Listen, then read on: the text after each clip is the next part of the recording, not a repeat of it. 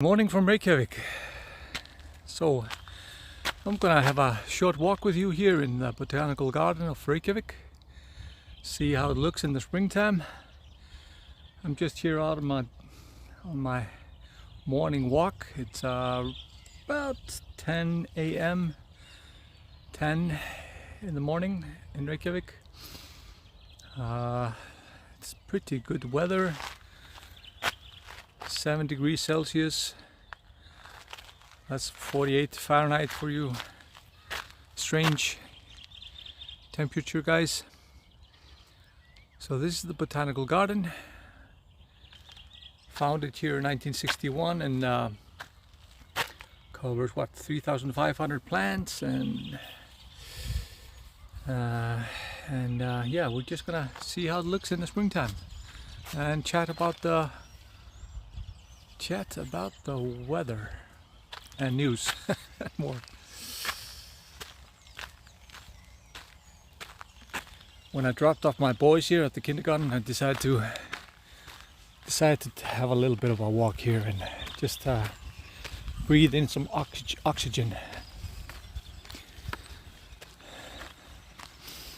Started with a little jog, felt my heart fluttering, and decided to walk the rest. So one of the reasons why I haven't been really active like jogging recently is that I need to check out with a heart doctor. There's a little bit of a strange feeling in my chest. That's a different story.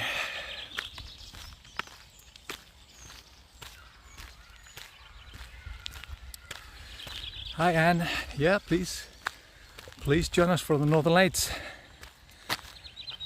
It's been a little bit of a dry season in Reykjavik. There wasn't rain for a month, so usually much of these trees and bushes would be more green at this time of the year. But I can see a little bit of a recovery going on. Maybe in a week's time or so. It's been a little bit of rain last couple of days, so that helps with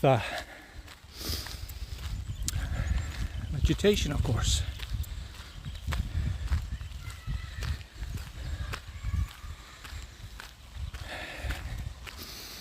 Thank you, Mandy.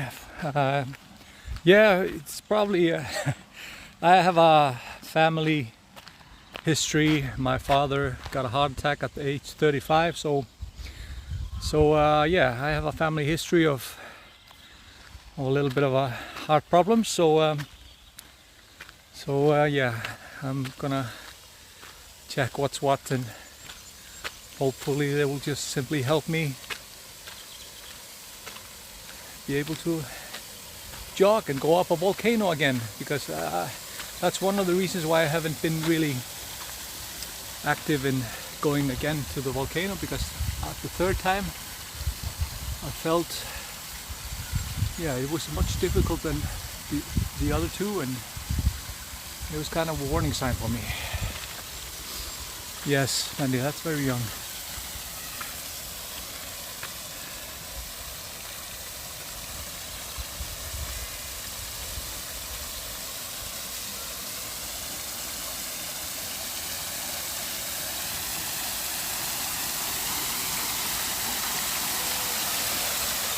So this sculpture is called, or the water fountain is called Fissa,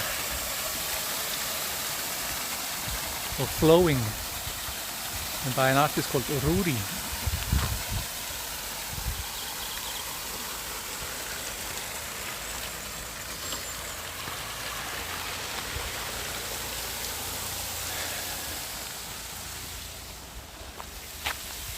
They have a small coffee house here called Flora. Cafe Flora, or Coffee Flora, or Flower Coffee Flora, and it's just open in the summertime, so perfect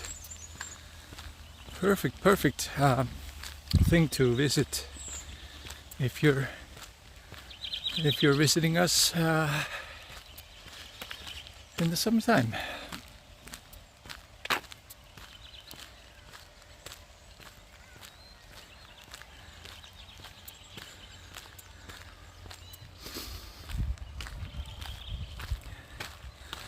Yeah, thank you, Mandy. I decided after, this is not very usual for me. I'm a pretty active guy, and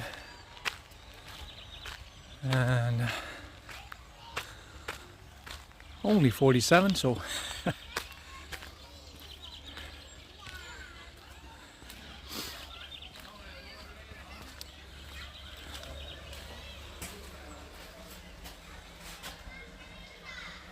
so it's a beautiful little coffee house here. You can get some great soups, and I don't have a mask on, so I'm not gonna go further in.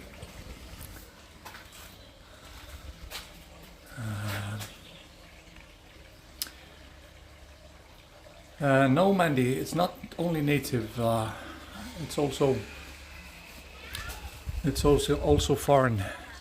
It's a very popular thing to bring kindergarten kids here into the Laugardalur Valley. And here is a little, like if you want to do some work, you can enjoy free Wi-Fi and just relax here. Maybe take a wee meeting. Oh, yeah, nice acoustics here.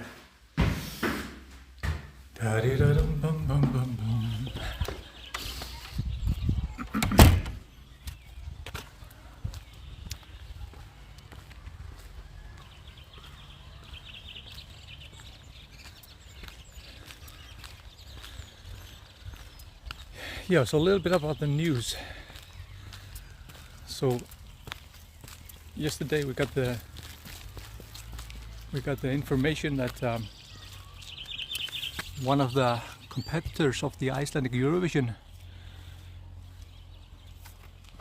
So you see, Icelandic native flora has only approximately 490 species. So there are more types of moss in Iceland than plants, which is a little bit different from other countries. So you can follow the QR codes. Interesting. And yeah, one of the Eurovision competitors was diagnosed with COVID. So unfortunately, they are not going to be able to compete live in the Eurovision Song Contest. This is a big thing in Iceland for you Americans out there. Eurovision is, yeah, everything goes crazy here in Iceland.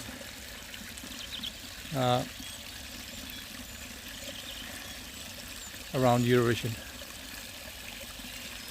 And we are, yeah, it's just so frustrating. Last year the Eurovision got cancelled, and we were, like always, we were pretty sure that we were going to win the European Song Contest for the first time. But yeah, it got cancelled, so we sent them again. Now they're gonna do good. And what happens? One of the competitors gets COVID, so they can't compete live. So they will play a video. They will play a video that was just from one of the rehearsals. And I hope the video is good, but you know, nothing matches the energy when you're live in front of a big crowd. So I'm just so sad for those guys that they've been looking forward to going to Eurovision, and for 2 years, and yeah, can't can't compete live, can't experience all the craziness that Eurovision has. It's a European thing, guys. In your YouTube, guys, it's a European thing. Yes, some European countries are crazy about Eurovision. And it's like all the interesting songs, to say the least. Some songs are, and you know, the acts, elaborate dance acts and stages, and it's just like a circus kind of. Yeah, so you can. This is a cool new, or at least for me, I didn't remember that they put like QR code so you can know more about the plants. Yes, Eurovision is over the top. It's eccentric. It's strange sometimes, and it tells you sometimes a lot about the countries that are competing. And it's the fun for the whole family to gather around the television screens and watch all the competitors. This is warm here, obviously. Livia grass, or medicinal grass. Gullbrá. Yeah, most of them are not. Yeah, it's an entertainment extravaganza, Casey. Extravaganza. Or extravaganza. It's an entertainment. It's just fun for the whole family. It's there are, you know, crazy costumes, crazy over the top acts, and it's just, it's hard to describe it. And Iceland has always been thinking that it could win, most of the time. And there's a little bit of a Eurovision fever. There's few cars driving at the roads when Iceland is competing. It's like everybody's in front of the television. And there are Eurovision parties, and people take shots if people do certain things. And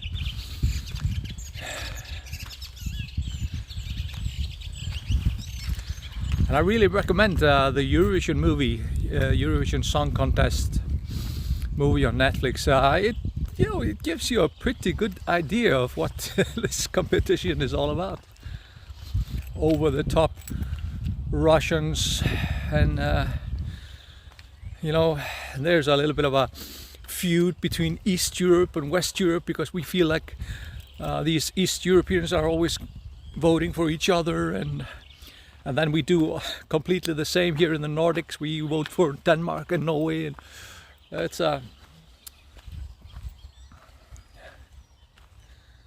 yes, with Will Ferrell, yeah, Casey. It's even though it is over the top, it could have been written better. It's still a good depiction of what Eurovision is about, I feel. I had fun with it.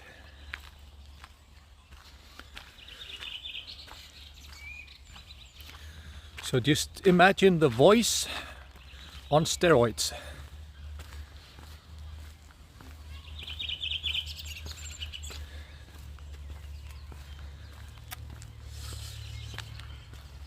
Yeah, block voting is naughty, says Julie, but I think it's always been like that way.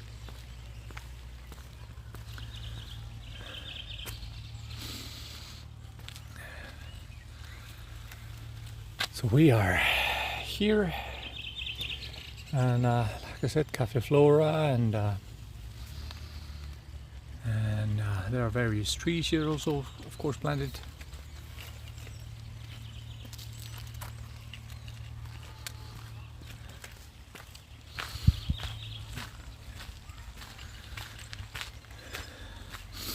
Yeah, but we're so sad about the Daði and Gagnamagnið, our competitors this year, that one of them got COVID. So So they will not be competing live, which is so sad. Good morning, Shannon. Yes, Julie, the music in the film is ace. Yeah, there are a lot of fun songs there, and not too far from the truth, not too far from an actual thing. Some say that a lot of the songs in Eurovision are stolen, and I think that's true. But what's stolen anyway? You know, you're always, there's nothing new about these 8 chords that we make popular music out of.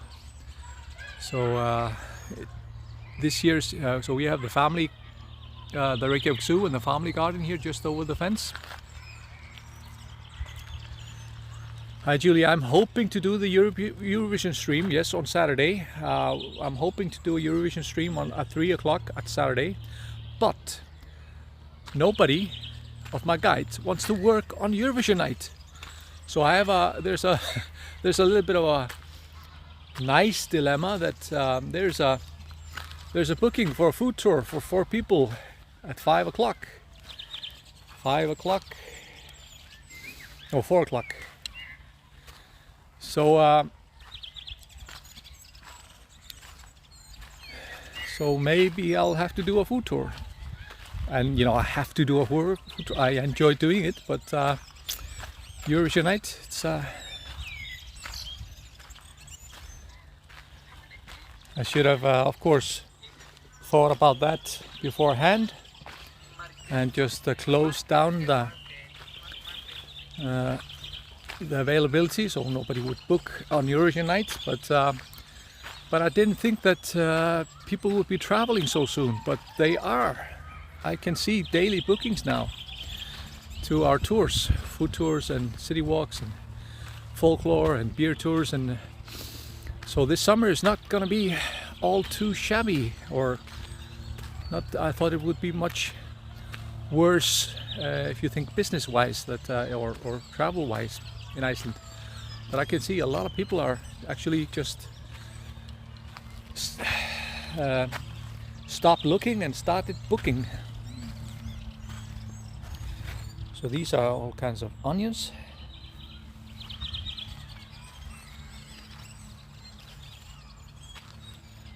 Fiat mountain onion and Asian onion and dew onion. Yes, Brython, actually, Brython from YouTube. Yes, we have a new airline play, which is starting with a couple of European cities, and for many of the most common destinations for Icelanders, like Alicante in Spain, and thank you, Tokalosh. Yes, that's one of the fun things that I want to tell you guys, that the announcer for the European Song Contest in Iceland, who's gonna tell you the Icelandic votes or the score for the Icelandic people, is gonna be the guy that sings, was always asking for Ya Ya Ding Dong in the Eurovision Song Contest movie. So he's gonna be the one that's gonna announce the Icelandic votes on Saturday. The scores for, or you know, how Icelanders voted for the European Song Contest. So that's going to be the Ya Ya Ding Dong guy. So that's going to be interesting, right?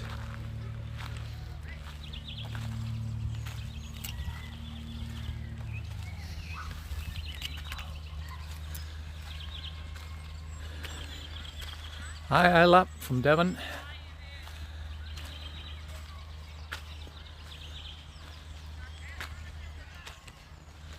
Hi Alexa.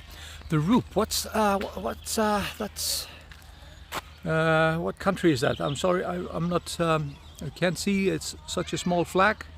Alexa, what's the Roop again? I sincerely doubt that, Sherry, that Molly Sandon will perform her Húsavík song. But it being Eurovision, anything can happen. It could be a surprise. That could be happening. It wouldn't be out of the picture. I would think that would be a really cool thing to let Molly Sandon all of a sudden in the middle of a middle of some kind of wait, perform her Húsavík song from the Eurovision Song Contest movie, the Oscar-nominated song.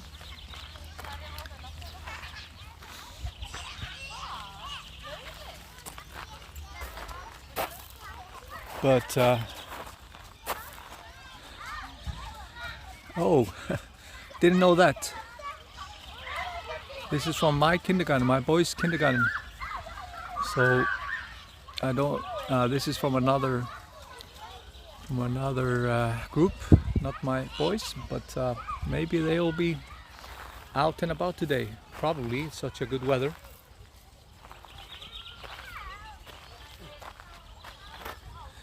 Lithuania.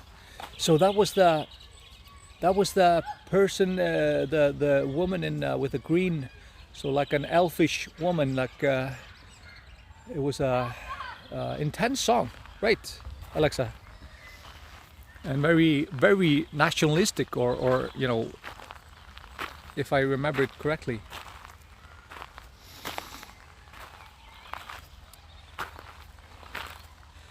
I'm really sincerely hoping that I'll be able to do the Eurovision live stream on Saturday, because I have a couple of videos for you guys to check out and just to give you samples of how Eurovision can look.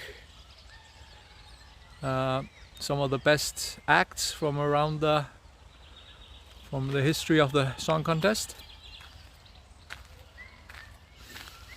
I really like the Belgian ones, the Belgium act. I'm a little bit of a oldie, and so the Belgium act was a little bit of a Portishead struck with folk. So you're in the wrong place. Yeah, folk. I'm not sure. You know, it's like a cool song.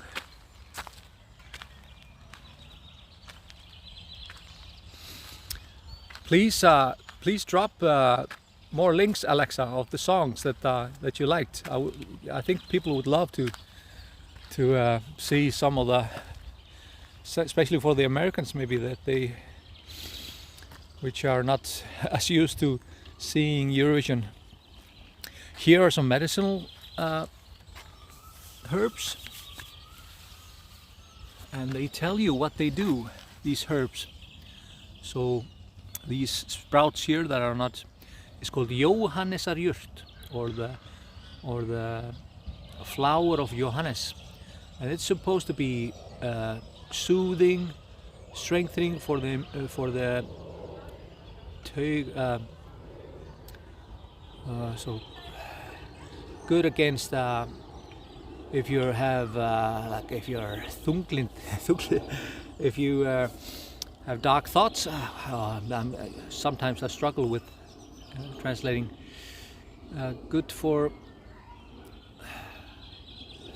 what? Sorry, I just freeze up. So this is a medicinal herb over here called the Læknajurt. Good for if you have a trouble with breathing.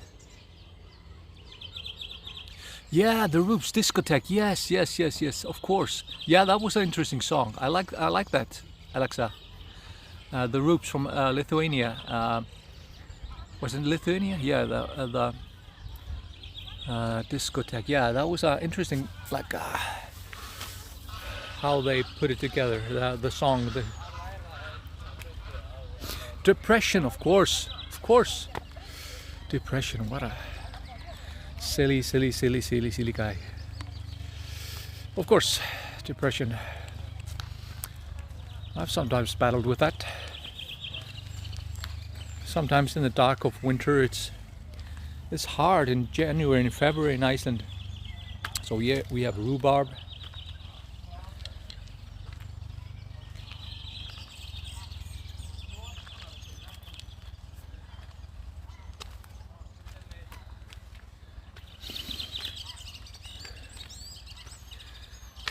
Finland, is it heavy metal today?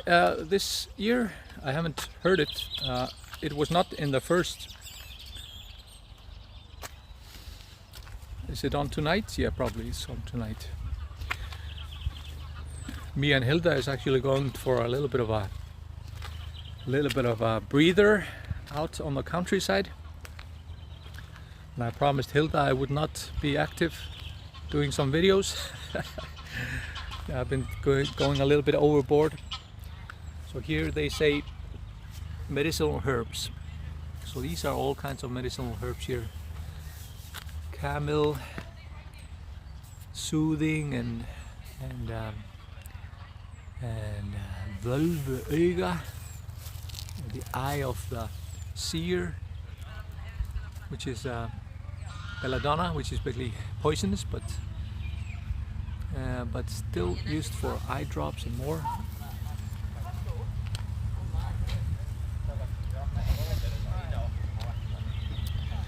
Yeah, we're going to Krauma, to the west of Iceland. That's what we were planning to do that earlier, but yeah, we're going to Krauma and we're gonna stay at a hotel, and we're gonna have an overnight babysitting.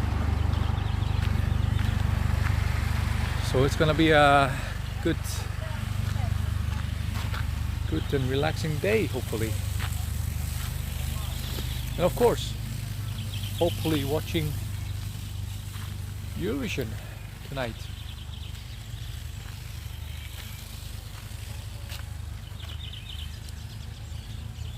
This is not our native thing. Trillium kurabashi, California, Oregon. Okay.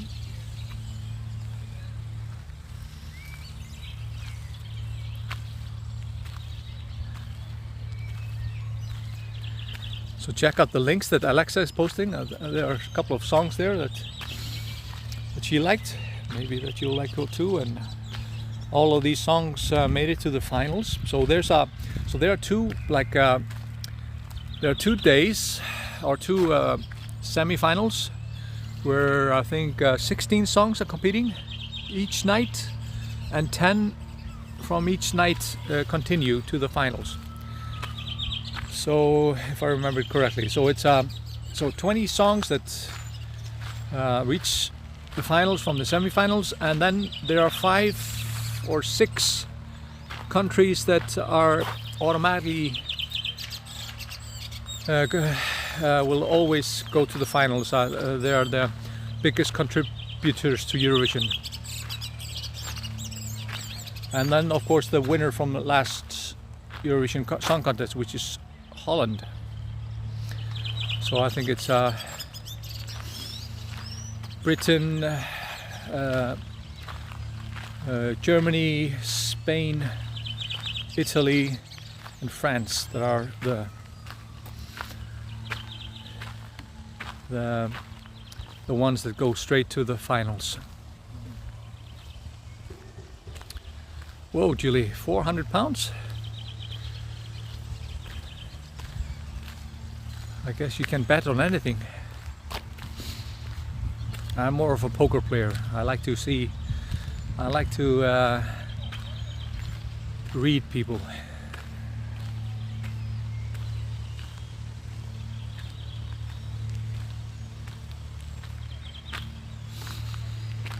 It's in the wrong place. Now I have the Belgium song in my head. Or part of it at least. Don't remember the rest.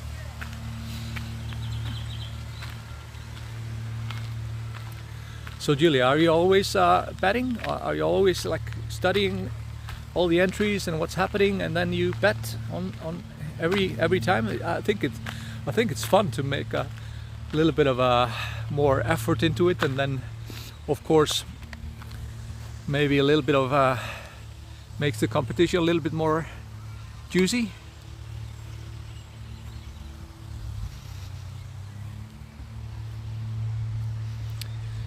It's Isla. It's based on that why UK always gets seat is that they pay the most. You know, the 5 big countries are paying the most for the contest.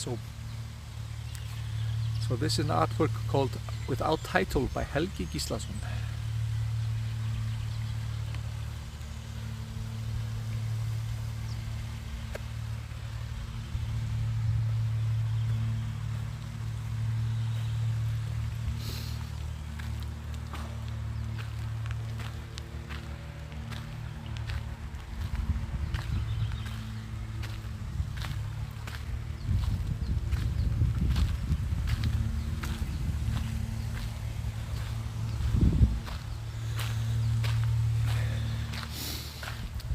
There's a reason why Tolkien probably chose or talked about the hobbit holes. Some people say it's inspired by these turf and stone houses.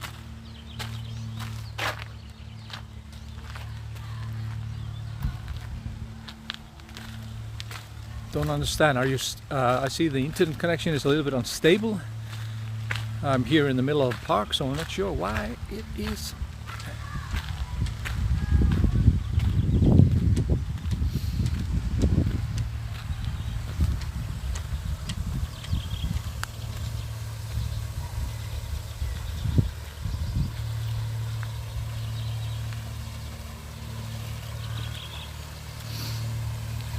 Alexa really knows her stuff about Eurovision. One of the big fans. I see they have made Alexa and Alex, her husband, they have made a shrine to the Eurovision Song Contest. So is that something that you do yearly, Alexa?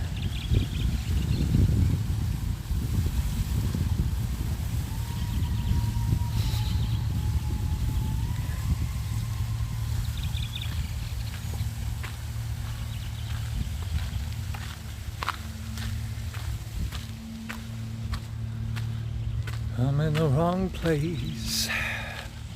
I'm in the wrong place.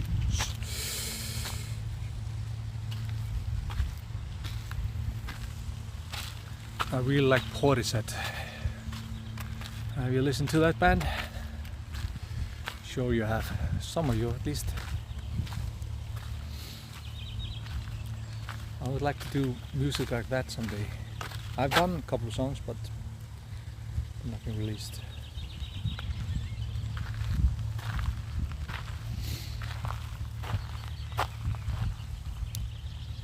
Pretty relaxed, guys. So yeah, other news. Volcano keeps continuing going strong.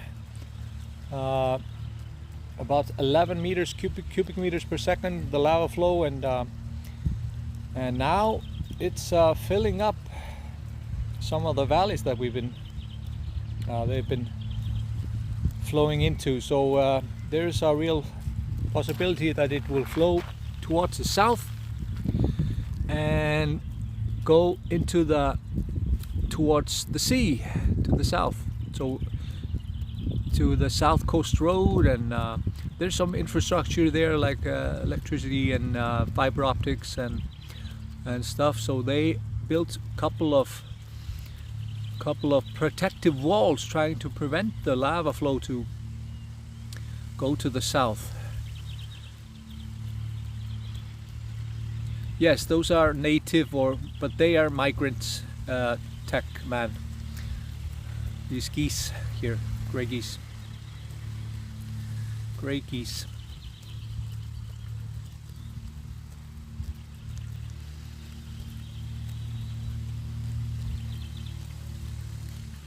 And yeah, so they built a couple of protective walls trying to prevent the flow of the lava to the south. It reached 4 meters high, but they are gonna go up to at least 8 meters now because the lava is pushing towards these walls. And but I think it's like a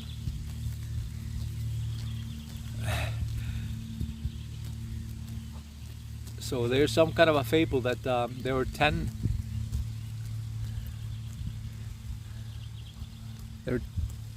Well, I don't think I remember it correctly, but I'll say it anyway. So there were 10 killer ants, and they were gonna try to kill an elephant. And they were on his head, and they were wondering how to kill him. And when the elephant noticed that they are on his head, he just shakes his head, and the 9 of them drop off. And just one is left, Charlie the ant. And the rest of them scream, "Charlie, Charlie, choke him, choke him." So don't think it's a good fable, but it tells you. I think it will maybe slow it down a little bit, tiny bit, but eventually it will flow towards the south. So tree collection. So North America, Europe, East Asia, Europe, Eurasia, Asia. So they have like a... there's not been talk about introducing water, or well, there's been a little bit talk about introducing water to try to divert the flow, but with an ongoing eruption and how the lava is flowing, it would be a huge tax. Now they're spending 20 million Icelandic kronas on these protective walls. So it costs a lot to try to do this, but some people are saying just let it flow, and yeah, the South Coast Road will not be possible to use for maybe some weeks or maybe months, but when it eventually stops, we'll simply just plow through the lava and make the road anew.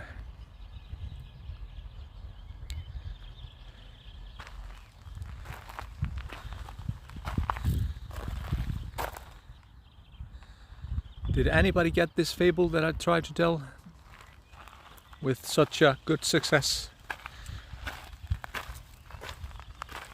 Nudge, nudge. Thakman, yes, I think the volcano is one of the reasons why we are getting bookings now. People are coming right now to Iceland because if they're fully vaccinated, you know, you get your test result, you're tested at the airport, you get your test results in a couple of hours, like I think maximum 5-6 hours, at least now.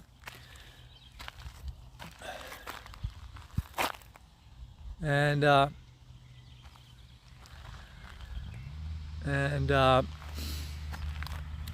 but yes, I think a lot of people are booking now because they feel like this is a once in a lifetime maybe opportunity to witness a volcano in such a short distance, so they are booking and coming instead of waiting until fall or 2021 or 22. Or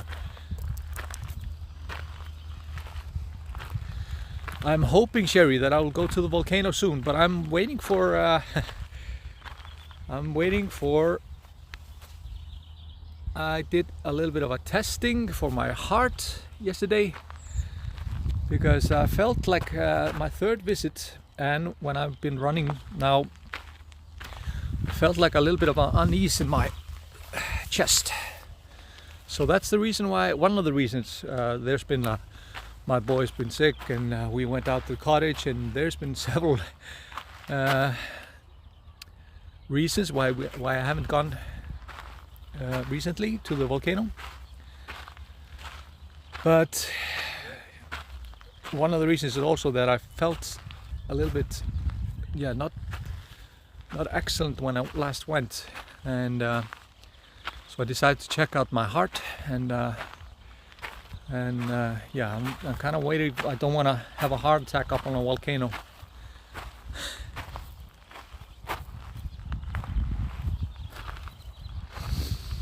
Yeah, I'm okay, but just it's frustrating for me as an active guy to yeah, feel like, but I'm fortunate. I can move, but when I a little bit of strenuous activity, I feel like there's a little bit of a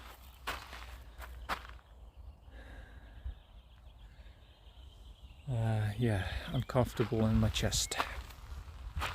And because I have a family history, I decided to go at once and do something about this and check what's what.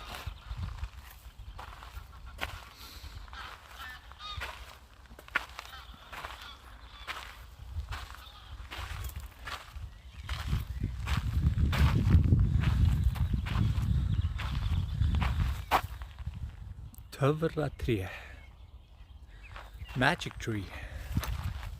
That's the name for this here in Iceland. Magic tree. Yeah, I'll do like a test on Wednesday again for like a fitness test where I'm bicycling, and because I usually don't feel this unless I'm doing something a little bit strenuous. So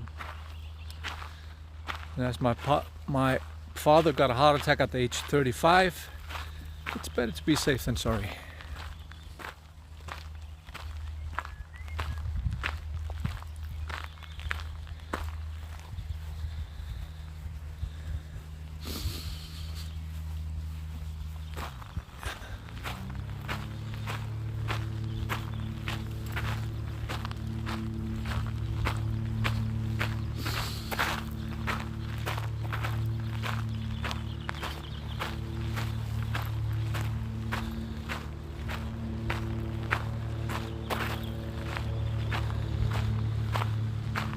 Hi Rick, yeah, hope you make it 2022. I think it would be excellent to plan that.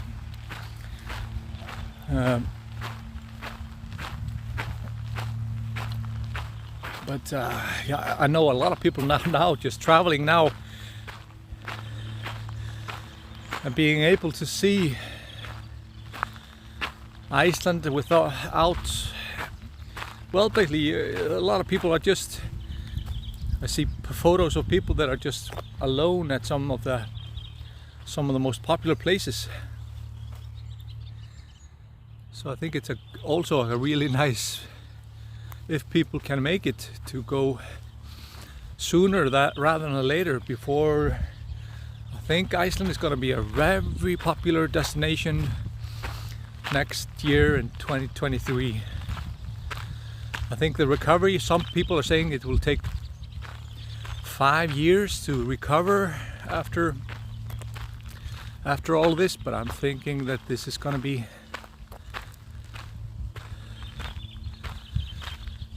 sooner rather than later. At least I see very positive things on my end of bookings. I thought this was going to be a much slower summer than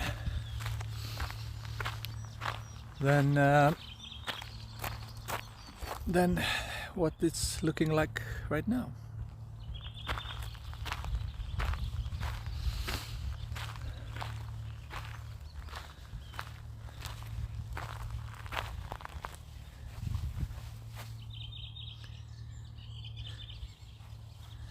Sandfura.